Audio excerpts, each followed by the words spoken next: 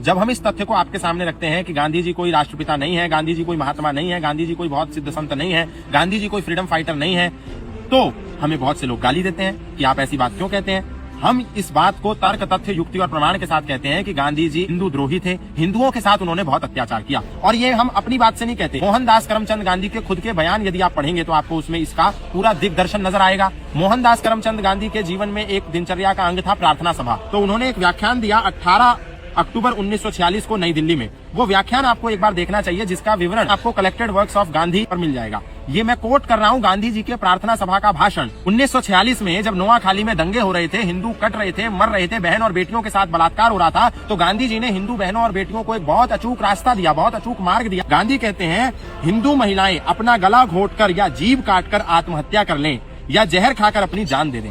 गांधी जी हिंदू महिलाओं को बचाने के लिए कितना रामबाण इलाज बता रहे हैं। और यही नहीं, एक दूसरी प्रार्थना सभा को भी मैं कोट करना चाहता हूँ। 194 नंबर की जो उनकी प्रार्थना सभा थी, उस प्रार्थना सभा को उन्होंने नई दिल्ली में 6 अप्रैल 1947 को दिया, जिसका विवरण आपको collected works of Mahatma Gandhi में मिल जाएगा। जाकर के 194 नंबर की जो उनकी प्रार्थना सभा है वो आप वहां पर देख लीजिएगा।